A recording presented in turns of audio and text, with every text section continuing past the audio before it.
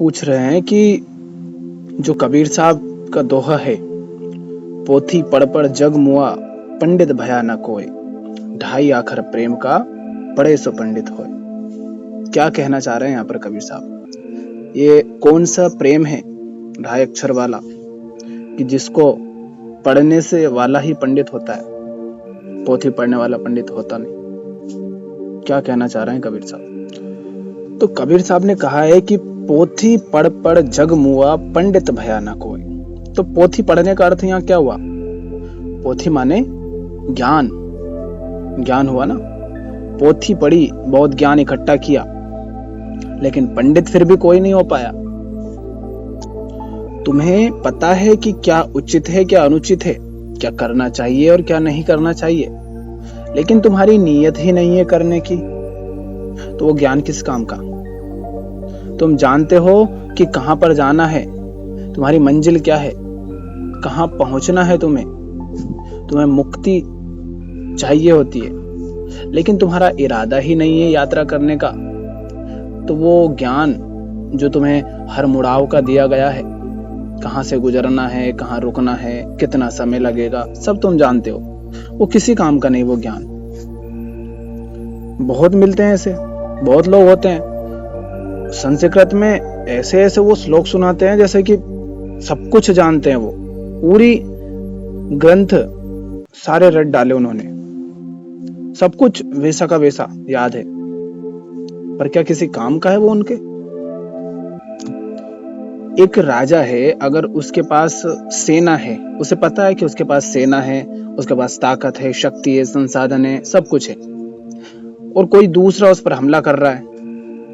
अब राजा को पता है कि उसके पास सारे संसाधन है, ताकत है, वो लड़ सकता है। सामने वाला उस पर हमला करेगा, वो भी उसे पता है, कब करेगा वो भी पता है, कहां करेगा वो भी पता है, सब कुछ जानता है, और बहुत आसानी से युद्ध जीत सकता है। पर राजा को न खुद से प्रेम है, न अपने प्रजा से प्रेम है, तो क्या वो कुछ करेगा? राजा मस्त नशे में धुत है, मदिरा पान कर रहा है,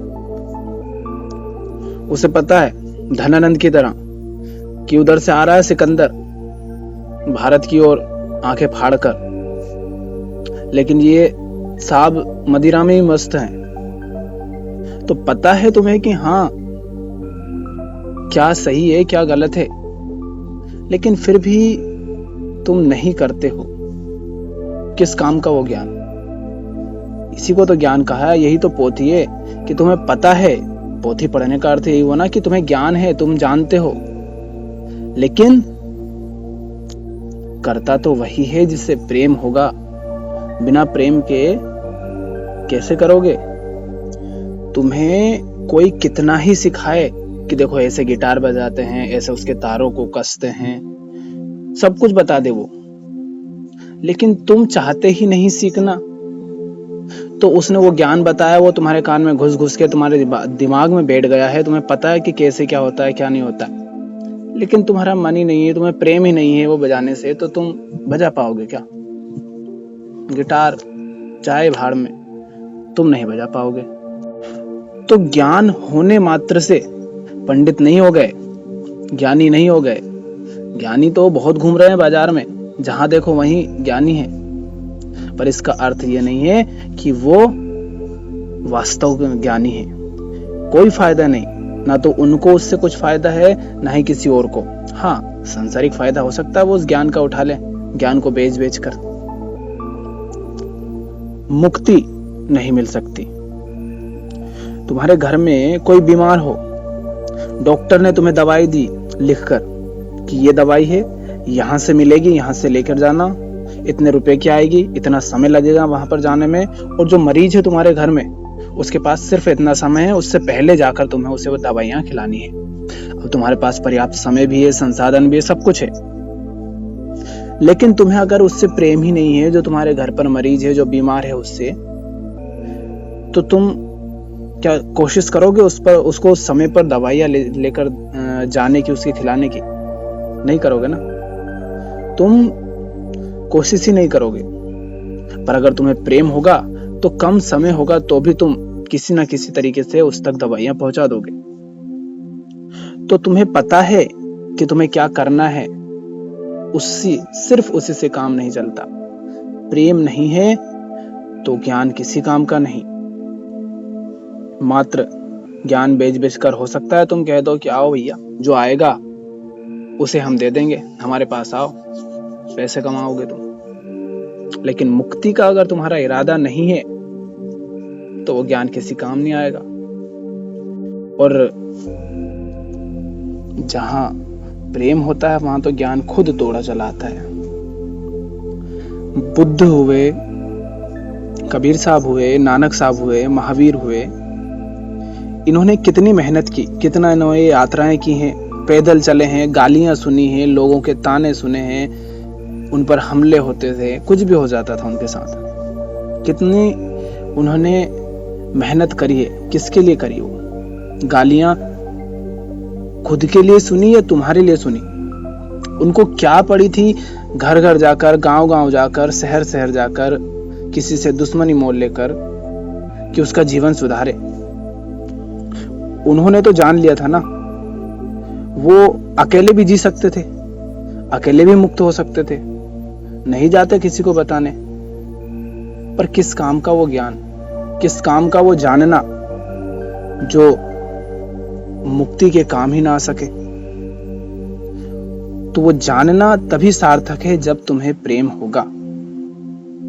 और प्रेम था बुद्ध को तो कई देशों की यात्राएं की, पैदल यात्राएं की, घने जंगल थे उनसे गुजरे वो।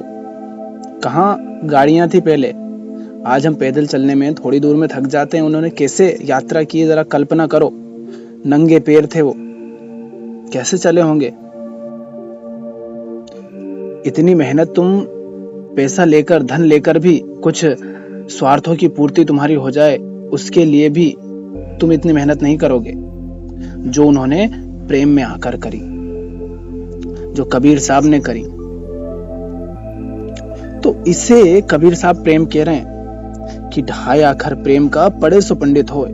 जिसने प्रेम का ये ढाई अक्षर समझ लिया, जिसने इसे जान लिया, जिसने इसे पढ़ लिया, जिसने इसे पी लिया, वही पंडित है। नहीं तो ज्ञानी पंडित तो घर घर में बैठे हैं।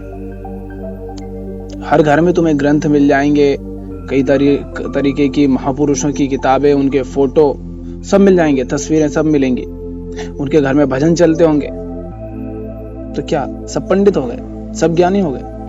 नहीं ना, जानने भर से कुछ नहीं होगा अगर तुम्हें प्रेम नहीं है। रावण भी ज्ञानी था, महापंडित, ज्ञान, वेद, पुराण सब पता था उसे।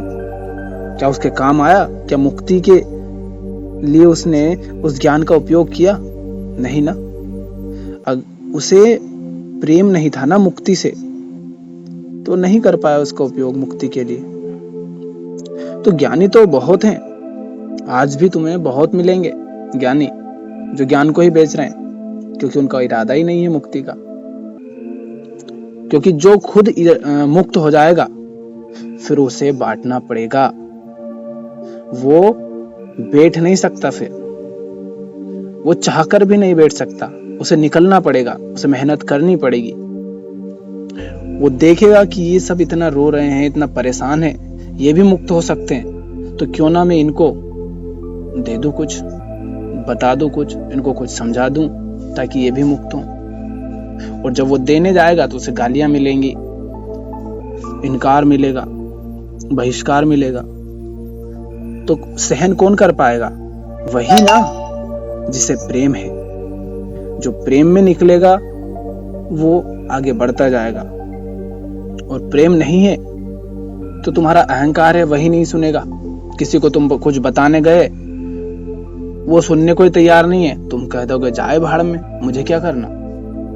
तो ऐसा होता है जब प्रेम नहीं होता। तुम तो साधारण सी बात भी जब किसी को समझाते हो, वो सुनने को तैयार नहीं होता, तो तुम कहते हो रहने दो, मत समझाओ, क्या जरूरत है उसे समझाने की। लेकिन जिसे प्रेम होता है हम उसे बार बार समझाते हैं, 1000 बार समझाते हैं, उसकी गालियां सुनते हैं, फिर भी समझाते हैं। कहा जाता है कि अगर ज्ञान नहीं हो लेकिन प्रेम है तो चल जाएगा, लेकिन प्रेम नहीं है, मात्र ज्ञान है, तो ये नहीं चलेगा। जहां पर प्रेम है वहां तो ज्ञान खुद दौड़ा चला आएगा, कहीं ना कहीं से तुम इकट्ठा कर लोगे।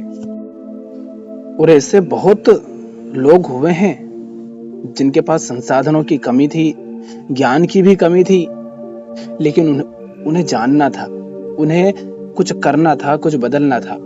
तो फिर उन्होंने उसके लिए बहुत मेहनत करी, परिश्रम किया, ढूंढा, खोजा। तो ये क्या है? ये प्रेम ही तो है। प्रेम है तो तुम कहीं से भी पालोगे जो तुम्हें चाहिए। और अगर प्रेम ही नहीं है तो सामने से अगर नदी बह रही होगी तो भी पानी नहीं पी पाओगे। जिसे गंगा जल पीना है वो तो हजारों किलोमीटर दूर से भी दौड़ा दौड़ा वहां पर चला जाता है, और जिसे नहीं पीना होता है वो वहीं पर उस नदी में गंदगी फैलाता है। जिससे प्रेम है वो आकर वहां पर सफाई करता है, और जिसे प्रेम ही नहीं है वो उसी में कचरा डालता है। ये हाल है। तो इसी को कबीर साहब ने ढाई अखर प्रेम का कहा है कि जिसने प्रेम को जान लिया सिर्फ वही पंडित है, वरना ज्ञानी तो हर घर बैठे हैं। तुम भी अगर कुछ जानना चाहते हो तो सिर्फ सुनने भर से, सिर्फ जान लेने भर से तुम्हारे जीवन में कोई बदलाव नहीं आएगा। जब तक कि तुम्हें अपने आप से प्रेम नहीं होगा। तुम्हें अगर खुद से प्रेम है, खुद की मुक्ति चाहते हो, तो तुम ज्ञान तो कहीं से भी हासिल कर लोगे, खोजोगे खुद। पर अगर तुम्हें स्वयं से प्रेम ही नहीं है तो भले ही तुम्हारे सामने कितने ही गीत गाएं, कितने ही विचार, अनमोल विचार बोले जाएं, कितनी ही ऊंची से ऊंची बात तुम्हें बता दी जाए, वो तुम्हारे किसी काम नहीं आनी। क्योंकि हर बात तुम्हारे ऊपर वैसी ही है जैसे किसी सोते हुए व्यक्ति के पास बैठकर कोई उसे कविता सुना रहा। तो ज्ञान तभी काम आएगा जब प्रेम है। इसी को कबीर साहब समझाना चाह रहे हैं।